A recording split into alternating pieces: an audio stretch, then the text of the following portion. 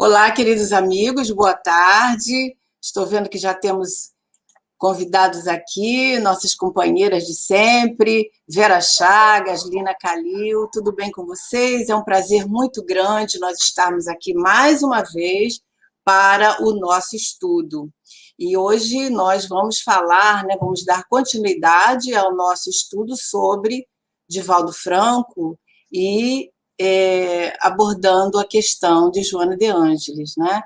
E vamos, então, conhecer um pouquinho mais desse espírito amoroso que dedicou a sua vida, né, a esse trabalho, a essa obra que Divaldo também, né, se abnegou nessa entrega total desse trabalho. Então, nós vamos começar, né, com a nossa página. E como nós vamos falar de Joana de Ângelis, nós vamos, então, estar utilizando o livro Vida Feliz, né, de Joana de Ângelis, que nós separamos aqui uma página que é a 123. E ela vem falando da nossa responsabilidade no trabalho, e achei que é pertinente, né, ao assunto que nós vamos estar conversando hoje. Então, diz assim: o teu serviço, aparentemente humilhante, que outras pessoas menosprezam, é o teu tesouro, o ganha-pão que te concede honradez.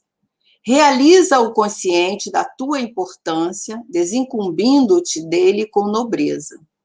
O diamante que fulgura veio da entranha da terra, onde confraternizava com os vermes. E o pão saboroso, que enriquece a mesa, nasceu do trigo que desenvolveu no charco. Trabalhar constitui desafio para todos.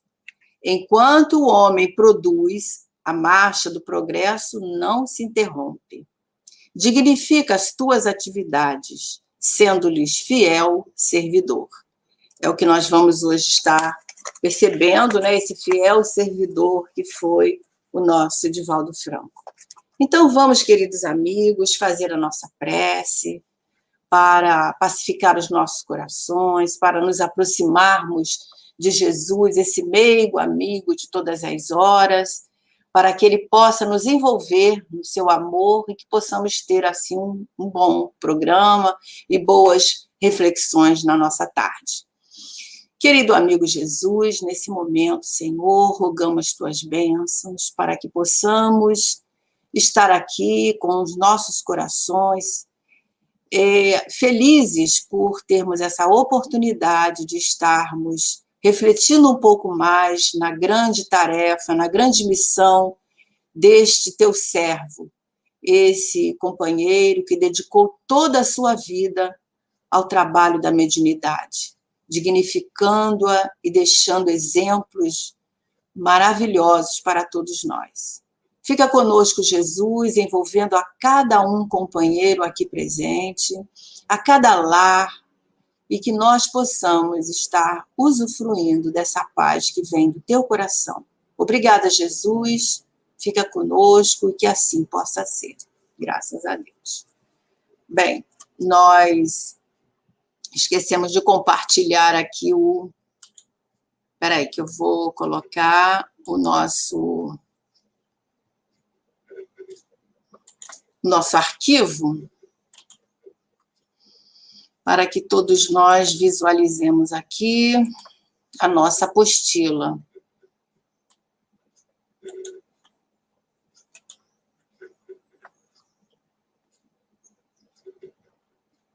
Espera aí, que eu sempre me atrapalho aqui.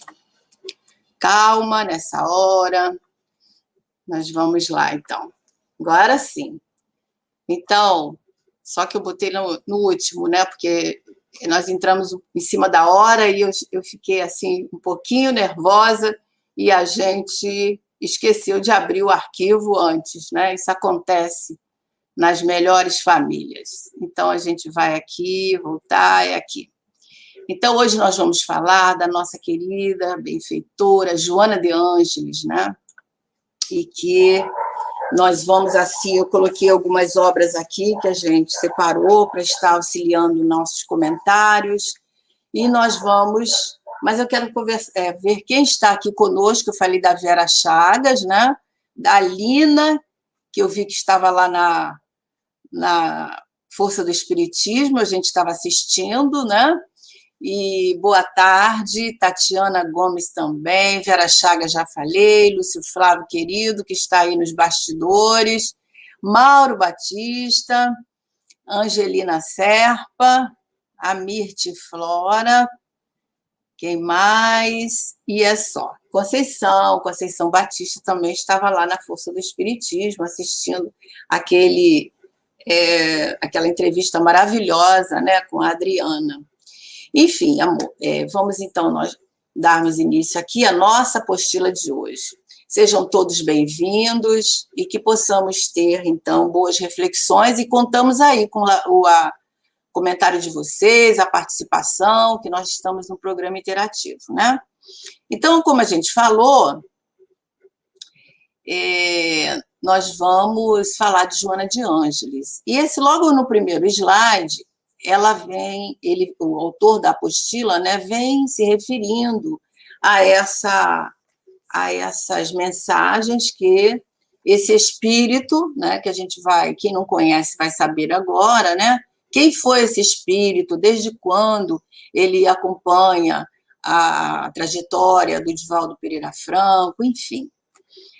Então, ele diz assim: convidada a participar da equipe que daria origem à codificação da doutrina espírita, a benfeitora espiritual Joana de Ângeles, assinando como um espírito amigo, ditou 2 mensagens que foram publicadas em O Evangelho segundo o Espiritismo.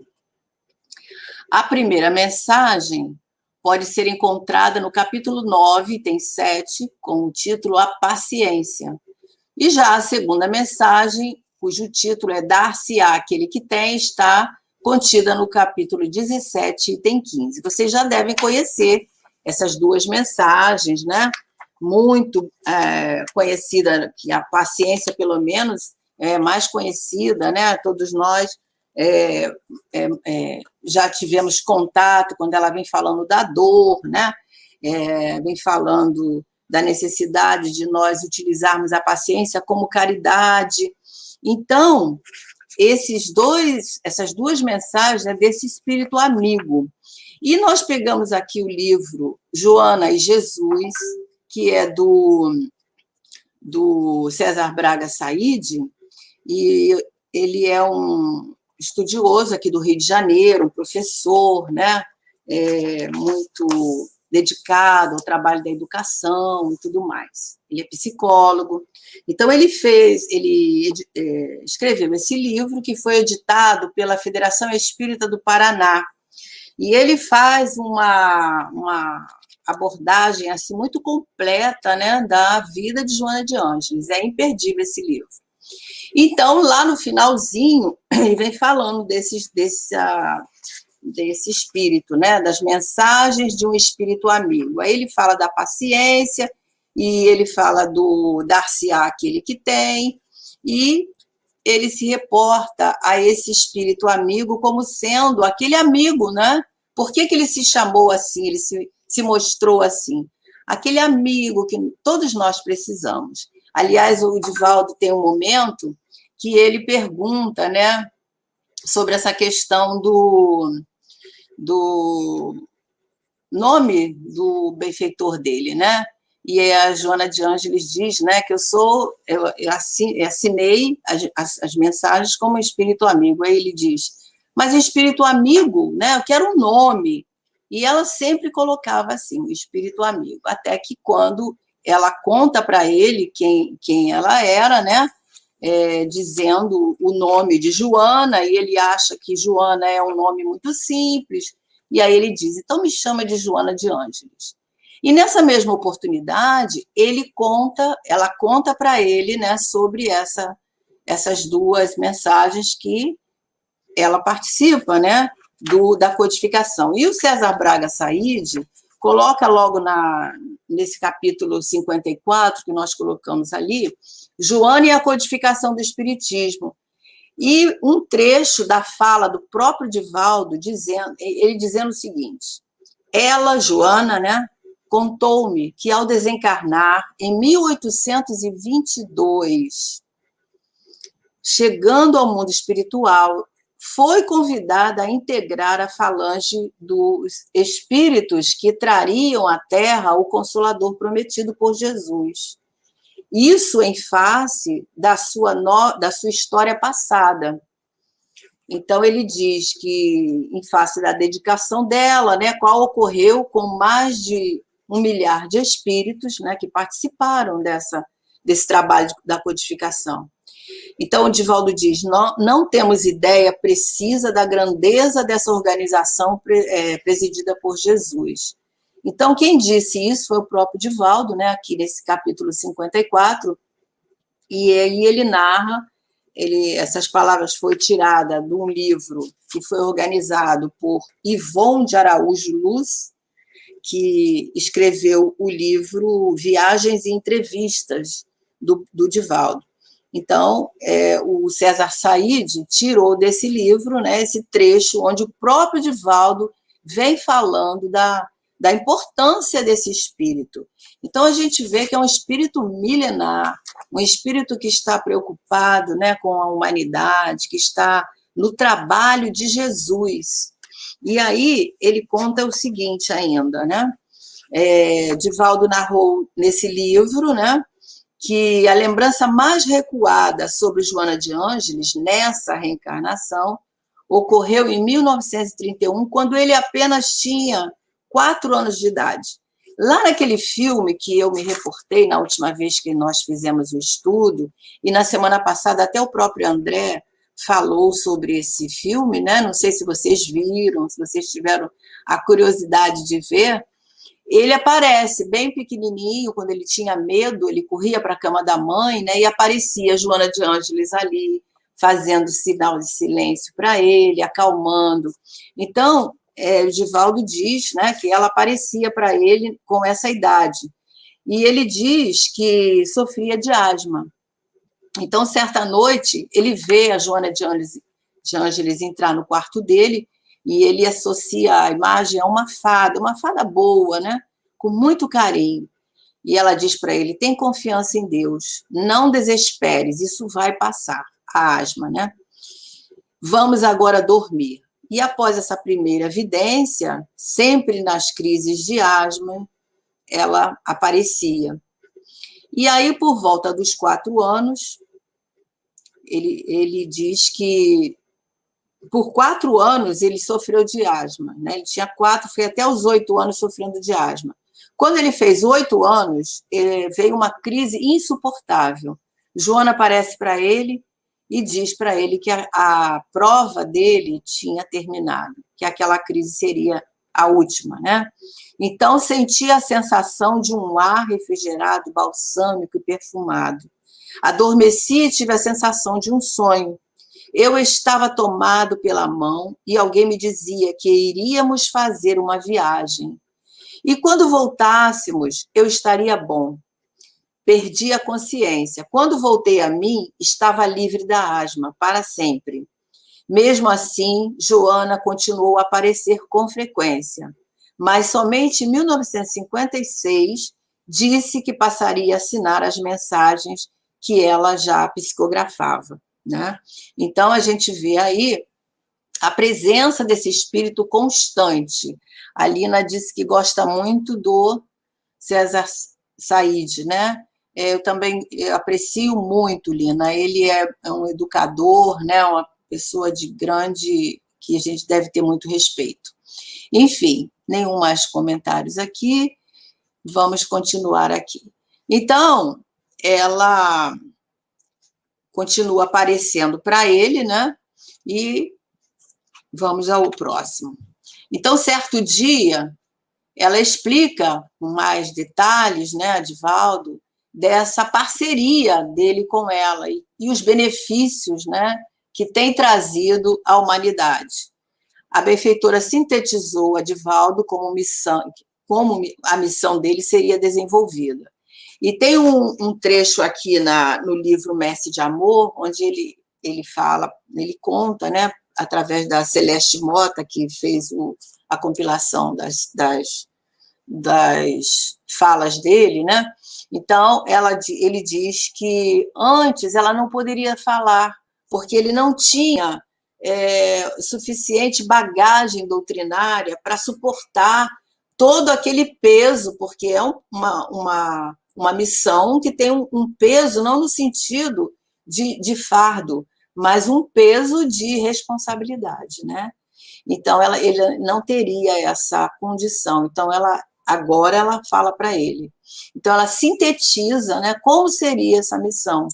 E aí ela diz, escreverei muito por suas mãos. Trago comigo um número muito grande de almas que me são afins e estão espalhadas. São minha família espiritual. Tenho a responsabilidade de chamá-las, reunindo-as sob a direção de Francisco de Assis. Em princípio, tu as convidarás pela palavra e, posteriormente, pela escrita. Então, isso é um trecho de uma mensagem onde ela vai falar de Francisco de Assis, ela se reporta a Clara, né?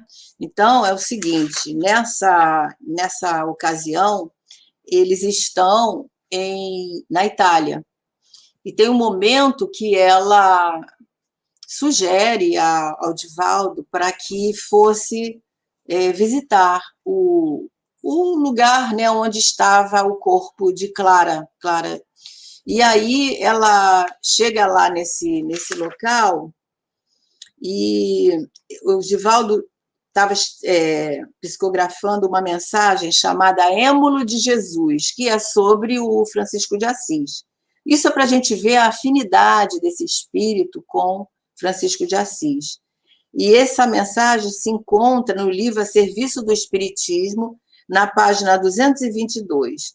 Então, no momento que ele psicografava essa mensagem, Divaldo vê a Joana transfigurada.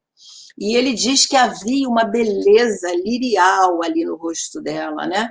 E quando termina a mensagem, ela diz que gostaria que eles fossem visitar o convento de Clara de Assis, onde ela viveu ali por muito tempo, né? Chegando lá, Joana cercou-se da monja que atendeu ao grupo, né? Estava o tio Nilson, o Divaldo, a Joana, que ela não deve ter visto, né? E ela atendeu muito bem e ela fala ao Divaldo em italiano para que ele pedisse à monja, né, que levasse ela até o local onde estava o corpo de Clara. E Divaldo transmite, né, repete o que ela diz e fala para a monja, induzida pela mentora, e a monja abre a porta, emocionada, conduzindo-os ao altar onde se encontrava o corpo de Clara de Assis.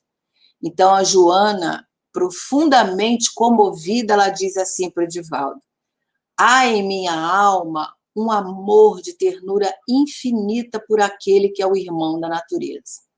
Então, Divaldo diz que Joana certamente havia vivido na época de Francisco de Assis, talvez numa das ordens fundadas por Clara, o que justificaria a sua contrição, né, a sua tristeza, as suas lágrimas naquele momento, em que lembrava, né, dos dias maravilhosos. E aí ela tem esse registro aqui, né, muito interessante, e por isso nós nos lembramos quando ele fala ali, né, ela diz que reuniu essas almas sob a direção de Francisco de Assis. Então, ela tem esse grupo, né, tem uma ligação muito grande com Francisco de Assis, que atualmente, através do Divaldo, a gente sabe que ele coordena, né, esses trabalhos todos que é feito no momento de transição. Isso também está narrado lá naquele livro, Transição Planetária, trazido pelo próprio Divaldo. Então, esse espírito Francisco de Assis, ele tem uma grande importância para esses momentos, desde a codificação até os dias de hoje. Mas vamos continuar aqui, né, que nós também sinalizamos essas almas, que futuramente ela vai abordar novamente essa fala em relação à própria mansão do caminho, né? E ela diz, em princípio, tu as convidarás pela palavra e posteriormente pela escrita, quer dizer, através da oratória e através da literatura, né? Então, esses que são essas almas, a gente estava pensando, pode ser cada um de nós, né? Que temos essa ligação com Joana, que gostamos de estar estudando sobre as suas mensagens, que temos essa sintonia, né? Não é, Lina? É difícil uma pessoa que não goste, que não aprecie, que não tenha essa sensibilidade ao falarmos de Joana de Ângeles, não sinta essa sensibilidade, é isso? Então, vamos em frente. Então, Divaldo passou a psicografar todos os dias, estabelecendo uma disciplina rigorosa, praticada ainda hoje, porque ele é muito disciplinado, né? Levanta-se às 6 horas da manhã. Isso na apostila está dizendo, mas eu já assisti ele falando nas suas palestras que ele dorme somente 4 horas por noite, porque em muitas noites ele levanta muito cedo para psicografar, né? Então, sob a inspiração de Joana, ele psicografa de 6 às 7, escreve algumas páginas, e depois a benfeitora orienta o trabalho de recebimento das mensagens de outros espíritos, e dependendo da circunstância, algumas páginas podem ser escritas nas reuniões mediúnicas, das segundas e quartas-feiras. São aquelas páginas que vão ser lançadas em alguns livros, né?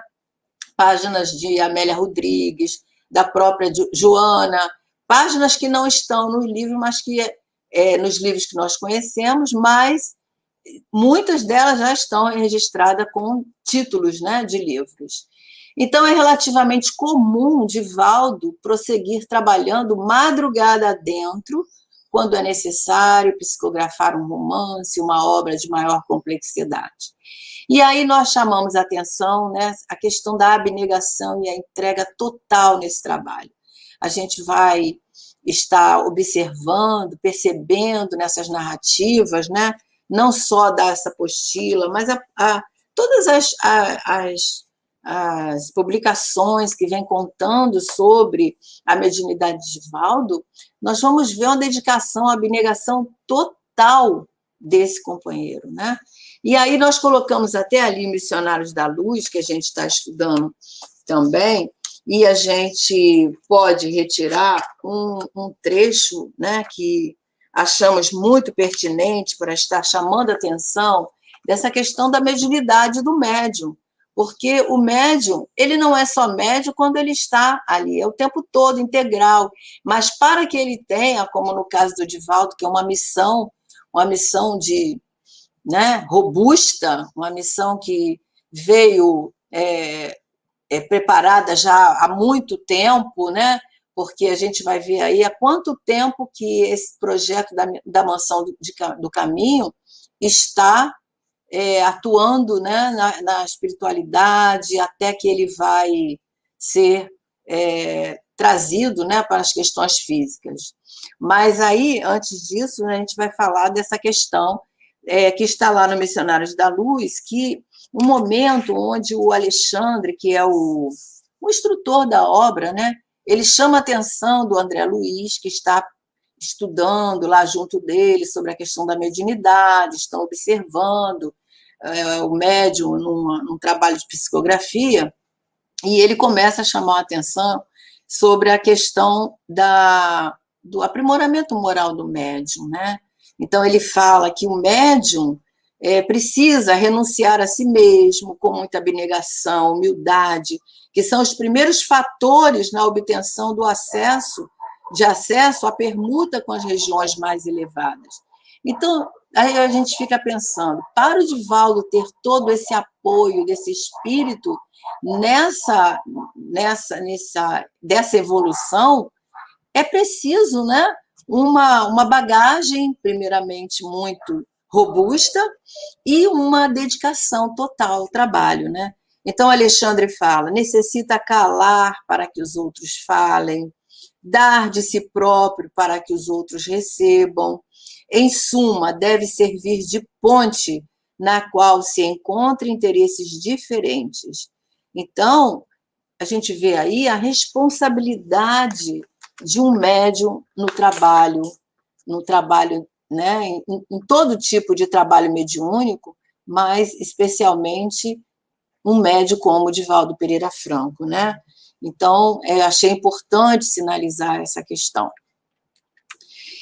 E aí, como nós já falamos, em 1956, né, Divaldo já havia psicografado, ele começa dessa fase, né, onde a Joana começa a ditar as primeiras mensagens, e nessa época de 1956, ele já havia psicografado cerca de 1.000 mensagens a respeito dos mais variados temas. Tudo era guardado com muito zelo, né? E nada havia sido publicado e colocado ali, nem seria, né? E a gente vai ver por quê. Então, Joana espera um momento oportuno para falar com Divaldo que ele pegasse todas aquelas mensagens psicografadas ali, todas que estavam muito bem guardadas numa grande mala, e Joana solicita, então, que tudo aquilo fosse queimado.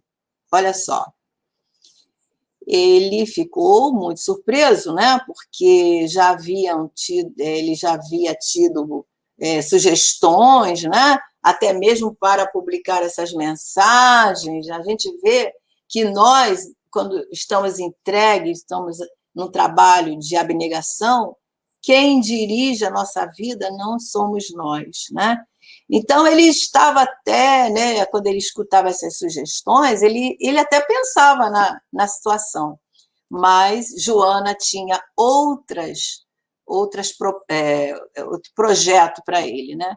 Então, ela diz que ele devia de queimar, e ele ficou muito surpreso, né? E aí, Joana fala para ele, explica que aquele trabalho, até aquele momento, era um treino, e que de agora em diante o trabalho iria começar de fato. Aí, isso é para a gente pensar, né? Quantos de nós começamos o trabalho mediúnico, queremos psicografar, queremos dar psicofonia, e esquecemos da parte principal, né? Que é o aprimoramento, que é a nossa autoevangelização, que é o nosso crescimento. Então, está aí o exemplo desse médium, que é um médium, né, que já estava com uma bagagem muito de grande porte, né, que não foi dessa encarnação, já vem vindo, porque a bagagem espiritual ela vai se acumulando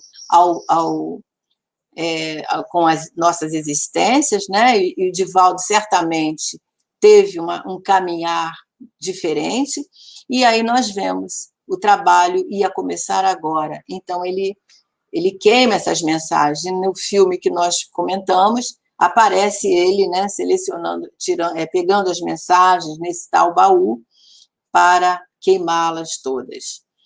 E aí, ela continua falando a respeito da difícil tarefa que o médium passaria a desempenhar e que ia ter uma grande responsabilidade.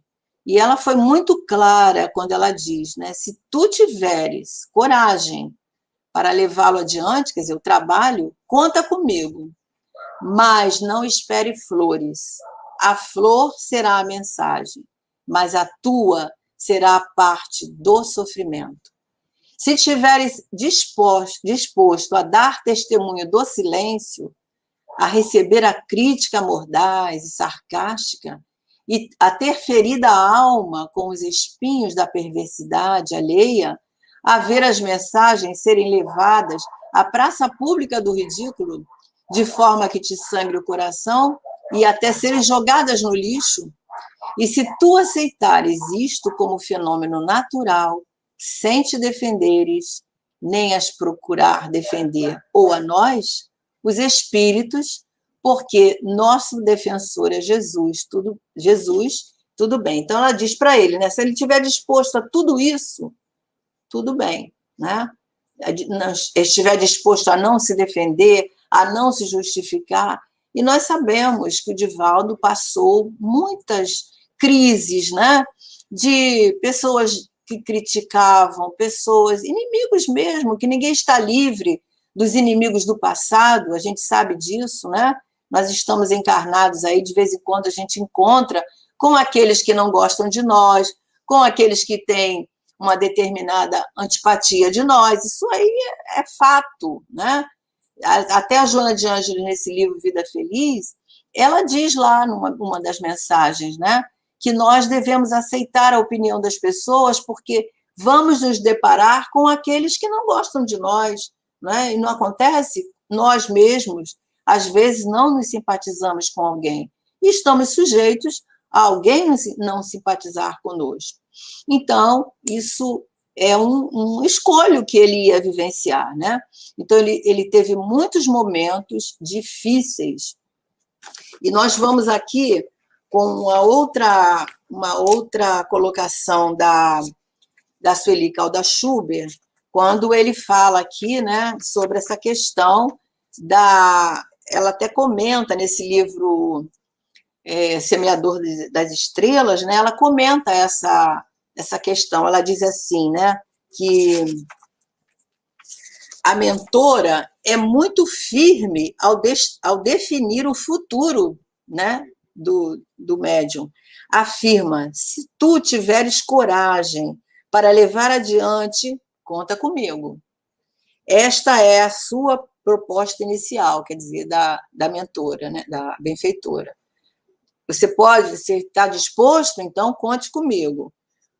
E diz, mas se tiveres coragem, né? Então tem que ter coragem para assumir uma tarefa dessa. E depois ela coloca ali, né? A tua será a parte do sofrimento. Então, a flor será a mensagem, né? Os frutos, as flores, mas a tua parte será do sofrimento. E relaciona as situações a partir da publicação, né? Dar o testemunho do silêncio, receber a crítica mordaz e sarcástica, ferir a alma com os espinhos da perversidade alheia, ver a mensagem ser levada à praça pública. Então, todas essas etapas aí poderiam acontecer, né? E ele não deveria se assustar e nem se defender, porque o nosso defensor é Jesus. Então, um desafio muito grande, né? Então, o programa está aí traçado, né? Aceitar tudo isto sem se defender. E o programa estaria traçado. E aí, continua, né, a colocação da Sueli Caldas Schubert. Quem vai defender-se perde tempo, enquanto se está defendendo, os amigos espirituais não podem tomar decisões compatíveis para que permaneça a verdade. Então, o médium, ele tem deve ter, né, uma atitude muito separada do trabalho que ele está fazendo, da sua própria vida. O olhar que ele vai ter ali é como um servidor, né? Um servidor do Cristo. E ela diz, né, o médium que se defende é aquele que não confia em Deus e que não é realmente um bom instrumento. Então, o médium tem que confiar em Deus, né? Tem que se entregar à tarefa. Como médium, a tua tarefa é ser fiel ao dever e não te preocupares com os resultados, que não são teus, e sim do Cristo. Então, a gente vê aí que tarefa difícil, né? Mas, graças a Deus, ele deu conta, está dando conta, e a gente vê que está aí os exemplos para nós seguirmos. E ainda no outro trechinho, né, no capítulo 41, que também nós separamos aqui, para estar comentando com vocês, ela diz, fazer da própria existência, isso aí a própria Sueli fala, né, em relação a essas considerações finais nesse livro, O Semeador de Estrelas, ela diz, né, fazer da própria existência a candeia viva, que ele é uma candeia viva, né, onde os olhos do bem e do amor, do ideal, de servir a Jesus, permaneçam ardendo para que haja luz. A candeia, a gente sabe, né, que é aquela, uma lamparina, onde é colocada ali, no caso da candeia, é o óleo, mas a lamparina é o querosene, aquilo que vai queimar, né? Enquanto estiver ali queimando, ela está fazendo luz. Se não tiver o óleo, se não tiver o querosene, se não tiver o combustível, a luz se apaga. Então, a Sueli coloca, né? E a candeia que se acende, que brilha para iluminar caminhos, não tem outro anseio senão de consumir-se para que a luz se faça. Então, essa é a vida do Divaldo, né? De se deixar consumir para que a luz se faça. Aonde? Nos nossos corações, né? As mensagens que ele nos traz, o conhecimento que ele nos passa, e os exemplos, porque uma vida de sacrifício, a saúde está ficando frágil, né? Hoje em dia a gente sabe que ele está se restabelecendo de uma cirurgia que houve há pouco tempo. Então, tudo isso, essa fragilidade que aparentemente continua a mesma coisa, porque ele continua fazendo as suas palestras, as suas lives, né? E agora, com a pandemia, ele pode estender esse trabalho, que se não fosse a internet, a tecnologia, ele talvez estivesse, né, quietinho lá na Mansão do Caminho, mas ele está em atividade plena, constante. Muito bem. Então, Divaldo tem sido um dos instrumentos mais fiéis da espiritualidade. Sua moralidade, desenvolvida em tantos anos, né, de devotamento ao próximo, permitiu-lhe esta sintonia com os espíritos, com elevado grau de evolução. Ademais, todo o seu esforço no campo mediúnico tem aprimorado cada vez mais a sua capacidade técnica. Vocês devem reparar, né? Deixa eu colocar o que a Lina está dizendo aqui. A mensagem inicial foi a mais dura possível para que ele vislumbrasse o quanto seria árduo o seu caminho. É isso, Nina. Ele foi mostrado ali para ele, né? Isso, você está disposto a ser instrumento? Está disposto a esse trabalho, né? Não é fácil, né? Então, ele realmente se dedicou, ele tem sido um instrumento, e aí a gente vê aqui, ó, permitiu-lhe estar em sintonia com espíritos com elevado grau de evolução. Por quê? Por causa da moralidade dele, desenvolvida em todos esses anos, né? Em todo esse trabalho de abnegação, de amor ao próximo, de entrega total, né? A mediunidade. É uma mediunidade que é o instrumento, a ferramenta que ele tem de trabalho, né? Então, vamos lá ao próximo. E aí, em 2004, a atenção por receber psicografia, total abnegação, né Lina? Ele chamou a atenção de todo um grande público, porque aconteceu um fato que vocês devem lembrar, quem acompanha os congressos aí, né? A gente lembra desse fato, que lá no Congresso Espírita de 2004, Congresso Mundial, Espírita Mundial, que foi em Paris, né? Que tinha como tema o bicentenário de nascimento do codificador da doutrina, quando o médium psicografou Reconnaissance a Allan Kardec, né? Reconhecimento a Allan Kardec, escrito por quem? Por Leon Denis, de trás para frente. Então, aquela mensagem espelhada em outra língua, né? Que Charles Richer chamou de xenoglossia, né? A mediunidade poliglota. Então, como é que acontece isso? O espírito retira lá dos arquivos perispirituais do médium, né? As condições para que ele possa estar psicografando. Certamente ele já deve ter tido uma vivência lá, né, na França. A gente viu aí que eu comentei sobre a questão do italiano, né, que a Joana de Ângeles fala para ele em italiano e ele repete para a monja que ele foi naquela visita deles lá, a Clara de Assis.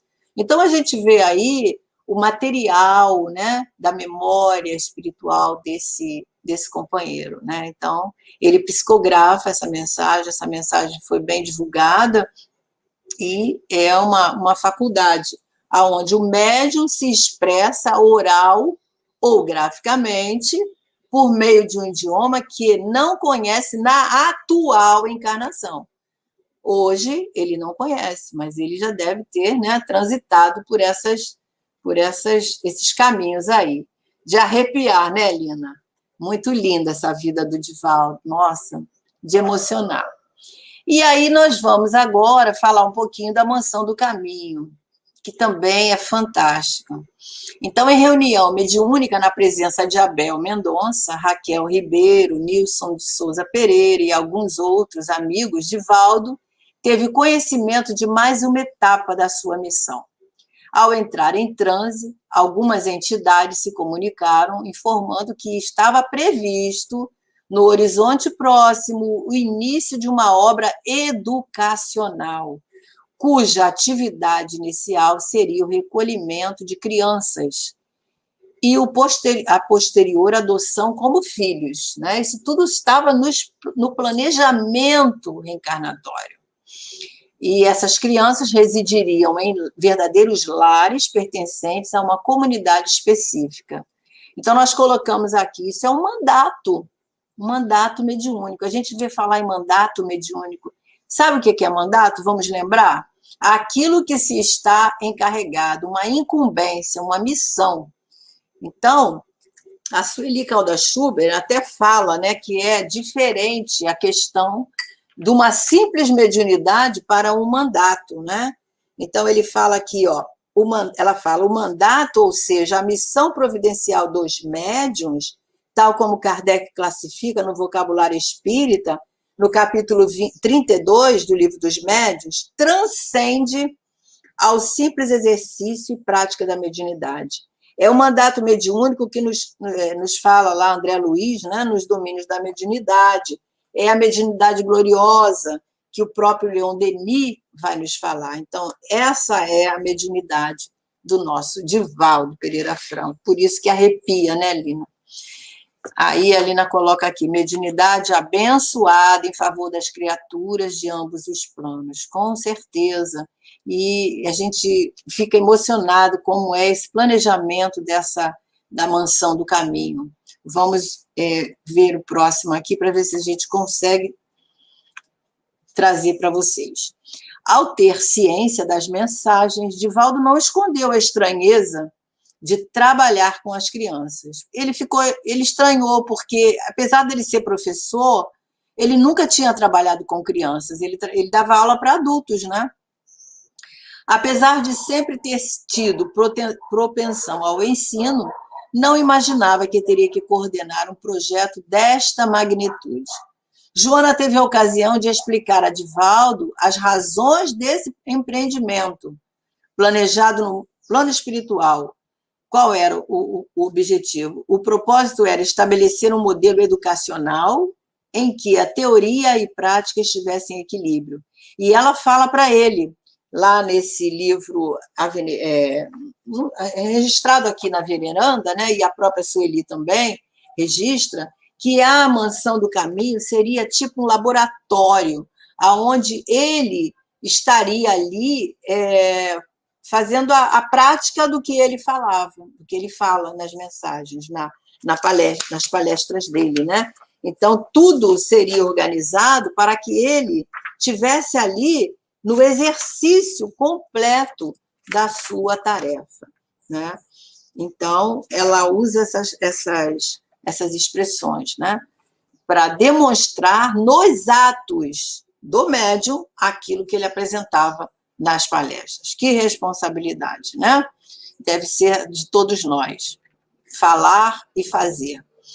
A partir daquela noite, os membros do centro passaram a canalizar esforços para a aquisição de uma sede própria, que permitisse atender à recomendação dos espíritos, né, que eles já tinham recebido. E mensalmente faziam reuniões de confraternização para a realização de pequenos leilões. E eles não tinham recursos, né, para comprar coisas caríssimas, dispendiosas. Então, eles envolviam nesse leilão coisas singelas, como louças, e ele até o mesmo um mamão, uma fruta, um mamão. Em 1950, Divaldo leu nos jornais que haveria um leilão de um casarão de 3 andares, situado próximo ao Centro Espírita Caminho da Redenção, na própria rua Barão de Cotegipe, número 124. O imóvel era conhecido como Mansão dos Silva e estava em condições de massa falida.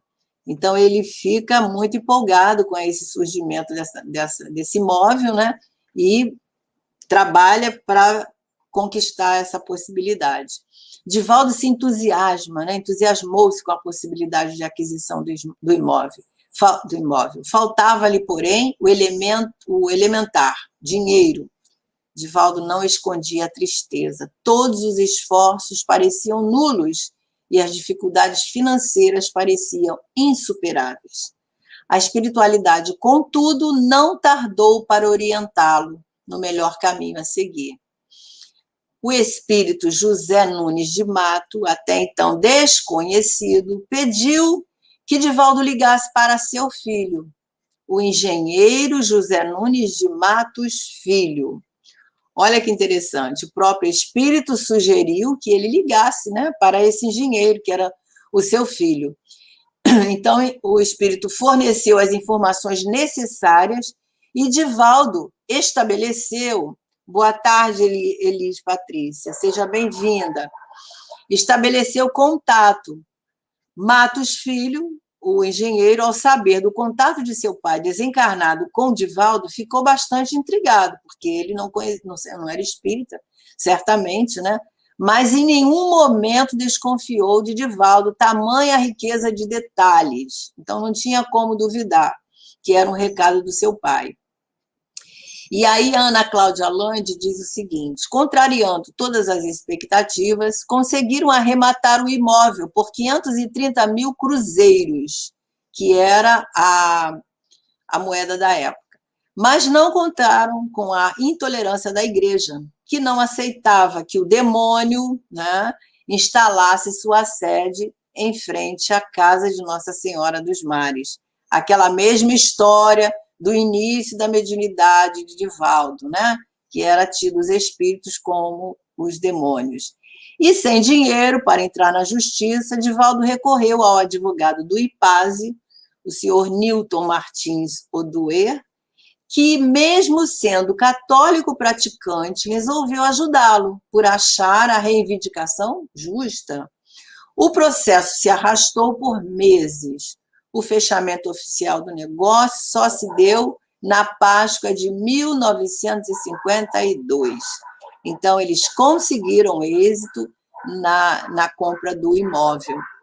E a Mansão do Caminho finalmente foi inaugurada no dia 15 de agosto de 1952. O nome remete à Casa do Caminho, né? É Mansão do Caminho, Casa do Caminho. A Casa do Caminho é aquela que Pedro fundou lá junto com os primeiros cristãos, né? A primeira comunidade cristã no primeiro século de nossa era. Então, a Casa do Caminho foi fundada por Simão Pedro com a colaboração abnegada dos apóstolos, né? Bartolomeu, Tiago, Felipe, João, Estevão, que chegou depois, e, finalmente, Saulo de Tarso, né? Agora Paulo de Tarso, que também tiveram presentes nessa comunidade, nessa casa do caminho, onde recebeu e enxugaram muitas lágrimas e atenderam a muitos sofrimentos. Então, passados tantos séculos, a Mansão do Caminho passaria a relação que ele faz, né? Passaria pelas mesmas dificuldades materiais que a Casa do Caminho passou naquele momento. Tanto a reforma do local como a compra do imóvel esbarraram nas mesmas dificuldades. Aos poucos, contudo, as doações aumentaram, as rifas passaram a complementar o reduzido orçamento destinado a suprir os aspectos mais elementares da Mansão do Caminho. Então, a gente vê aí que os fatos se encadeiam com uma lógica irretorquível, né? O planejamento foi paulatinamente concretizado, né? Os elos dessa imensa corrente se entrosaram e se fecharam aí, concluindo todos esses projetos. Então, o plano espiritual superior, que está em curso, né? Estava em curso naquela época, e se organizando e colocando fisicamente as propostas espirituais. Hoje, a Mansão do Caminho é um admirável complexo educacional e assistencial, contando com 50 edificações lá dentro desse terreno, né? Fora as construções em andamentos distribuídas em ruas, bosques, lagos, onde são atendidas 3.000 crianças e jovens de família de baixa renda.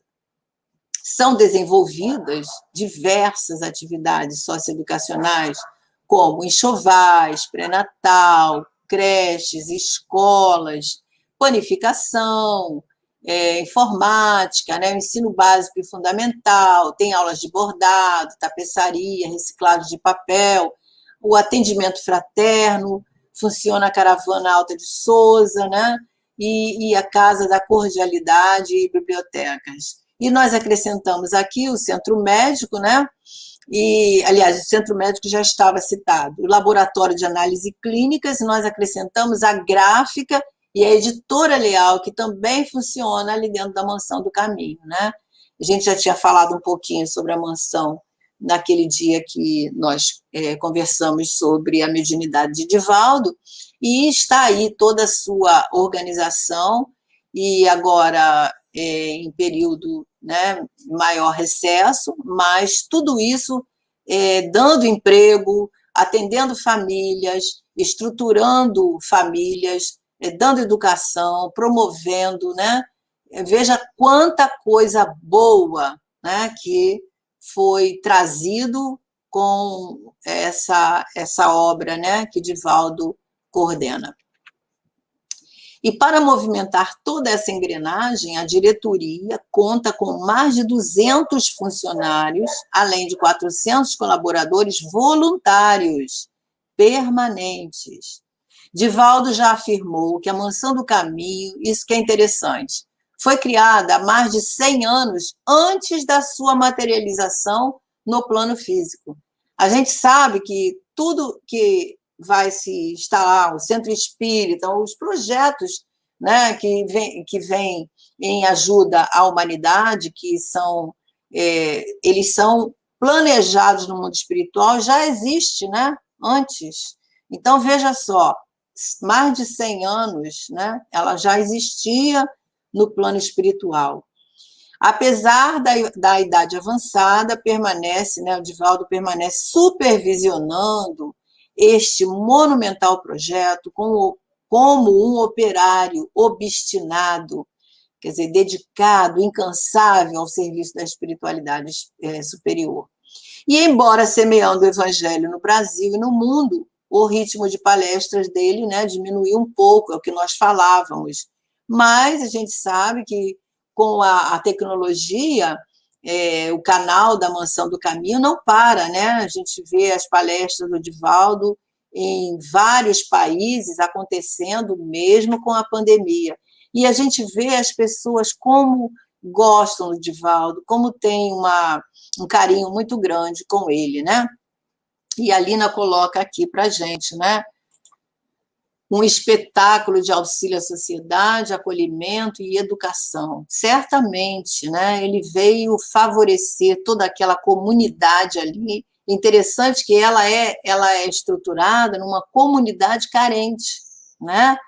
E, geralmente os grandes empresários eles vão colocar as suas obras, né? Aonde? Num lugar mais, né, central, num lugar de mais evidência. Ele foi ali, né?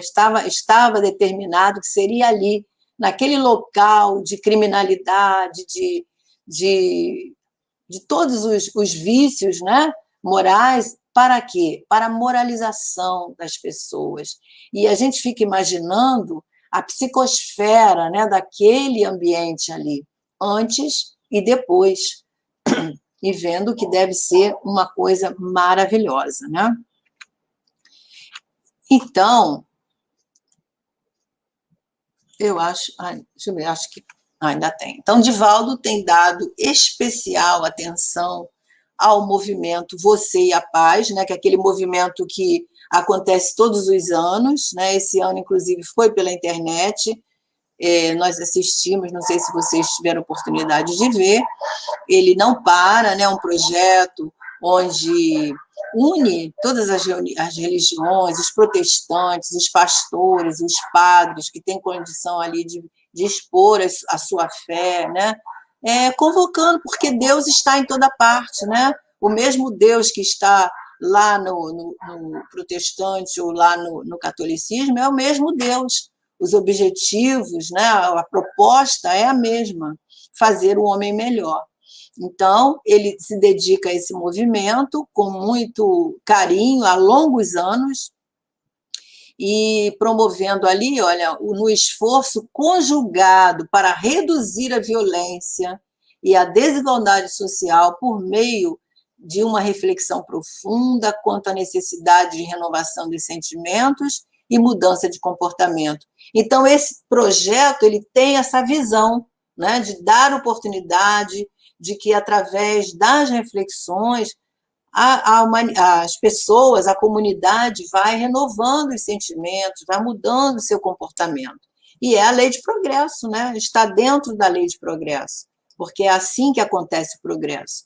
Deus vai, através dos seus mensageiros, vai trazendo condições para que aqueles que estão ali em condições mais precárias, em condições mais de evolução mais inferior, né, cheguem também às oportunidades para eles. Então, Divaldo, então isso é a Sueli Calda-Schubert que faz nesse último capítulo, que é o capítulo 41, onde ela faz a fala é toda de assim, agradecimento, de gratidão a Divaldo. Ela diz que a sua voz prossiga nos rumos dos sofrimentos humanos, entoando a sinfonia eterna do amor, para que a humanidade compreenda que é possível, do abismo da dor e do aturdimento para as estrelas refulgentes da paz e do bem. Joana de Ângeles, a amorável mentora, guia-lhe os passos, e juntos, sob o olhar de Francisco, conduzem essa grande família espiritual que se lhes vincula ao encontro de Jesus. Então, aquelas almas que são recolhidas ali, né, na mansão, aqueles voluntários, aqueles mesmo, os empregados, todos, né, que trabalham, estão unidos nesse ideal. Aceitem ou não, queiram ou não, porque nem todos ali são espíritas, né? Mas estão dentro do mesmo objetivo e terminam aquecendo as ideias, né? Tendo uma condição de assimilar, né, o objetivo da tarefa. Então, uma coisa muito linda, né? E a Sueli ainda coloca assim: Divaldo é a carta viva da doutrina espírita, e certamente, como Paulo de Tarso, né, na sua época, pode também dizer, né? Paulo que disse isso, já não sou eu quem vive, mas o Cristo que vive em mim. Então, a vida de Divaldo, desse valoroso missionário, né? Esse humanista que vem nos trazer tantas reflexões, né? Sobre a questão da mediunidade, a questão da vale a pena, né? Nós acreditarmos no bem, né? Porque Deus está no comando. Estamos aí sendo os intermediários, né? Dessa lei de progresso que, quando o instrumento está pronto, né? E se dedica, tudo acontece, porque é uma coisa que está planejada pelo plano maior, né? A Lina coloca aqui, bendito Divaldo, bendita espiritualidade, que reprogramaram toda aquela sociedade carente de valores morais e materiais. Então, a gente sabe, né, que as flores podem nascer no pântano, né? Porque os lírios, né, vieram do pântano e, no entanto, as flores são perfumadas, né? São lindas, são alvas, né? Isso é para nós pensarmos, quer dizer, mudou, né, Lina, todo o destino daquelas famílias que nasceram ali em condições, algumas em condições precárias, né? Nós tivemos a oportunidade de visitar umas 2 vezes, já falei para vocês, né? E realmente é uma comunidade, como temos as nossas aqui, né? Ao redor, mas existe ali uma luz, existe ali uma imensa luz, né? Que mantém acesa com a vida, a tarefa, a abnegação, a dedicação desse querido amigo Divaldo, que vai ser exemplo para sempre para todos nós, né?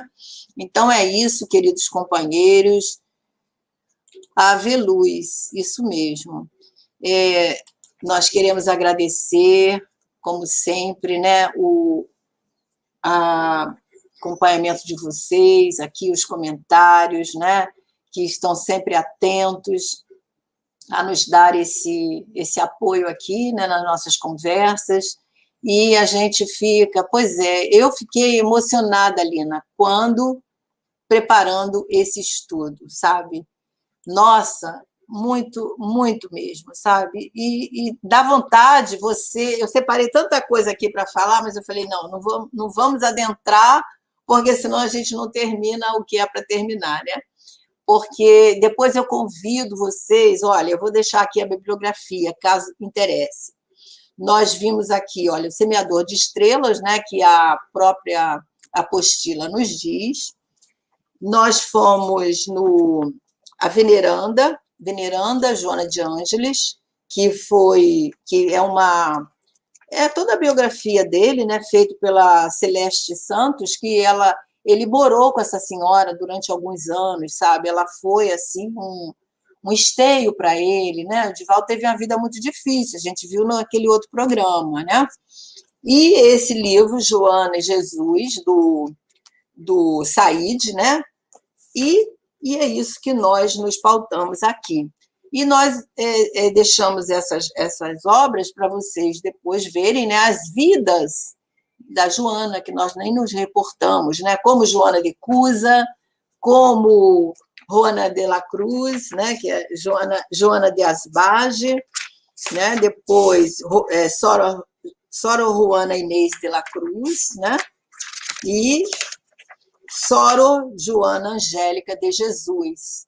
Então, essas vidas desse espírito de luz, esse espírito benfeitor da humanidade de muito tempo, né, que está nesse trabalho de levantar, de despertar as almas, né?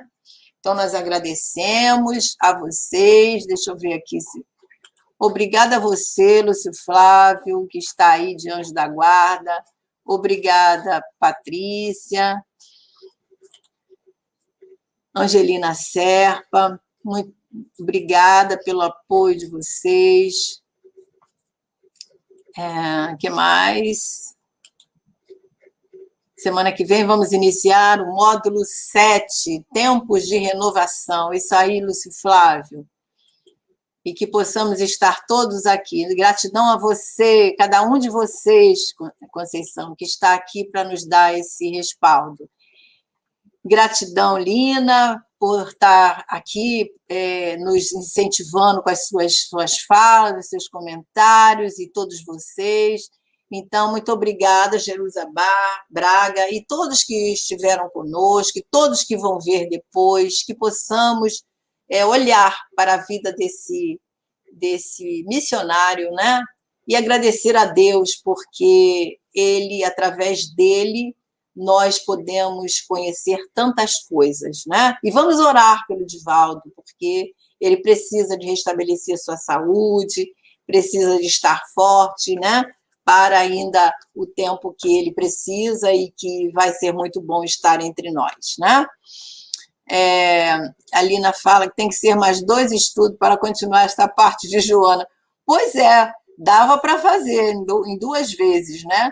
Porque é muita coisa, né? Mas como a proposta não é assim, trazer a biografia dele, né? Nós tirarmos lições de tudo isso que estamos estudando, vamos lendo, vamos adentrando aqui nos pormenores através das obras, né? Bem, meus amigos queridos, nós é que agradecemos. Vamos, então, o 5º estudo sobre Divaldo, tá vendo? O Lúcio está botando aí, ó, 5º estudo sobre Divaldo. Então, nós tivemos 5 vezes que nós estudamos, né, sobre essa vida primorosa e preciosa para todos nós. Vamos, então, fazer a nossa prece para nós nos despedirmos, agradecer a Jesus, agradecer a essa possibilidade de nos enriquecermos num domingo à tarde com esse assunto tão rico, né, para todos nós. Querido amigo Jesus, espíritos amorosos que nos acompanharam até agora, que nos deram sustento, que nos deram apoio, falangeiros de Caibar-Schutel, nós queremos agradecer imensamente a oportunidade do estudo, a oportunidade do aprendizado, das reflexões, e que possamos guardar no nosso coração esses fluidos de paz que nós conseguimos receber durante esse estudo, durante essas reflexões. Abençoa o nosso querido amigo Divaldo Pereira Franco, que ele possa continuar sendo esse êmulo com Jesus, e que todos nós possamos estar sempre dispostos a observar, a seguir os seus exemplos. Obrigada, Jesus, obrigada a todos os espíritos amorosos, e nós, assim, agradecemos por mais uma tarde de estudos, e que assim possa ser, graças a Deus. Queridos amigos, então, o próximo domingo nós teremos o outro módulo, né? Iniciando com outro companheiro, que eu não me lembro quem vai estar aqui, mas que nós possamos ter um resto de domingo bem aconchegante com nossa família, e estarmos aí nos preparando, né, para as tarefas que se inicia na próxima segunda-feira, amanhã, né? Fiquem com Deus, um beijo grande e até a próxima, se Deus quiser. Obrigada a todos. Tchau.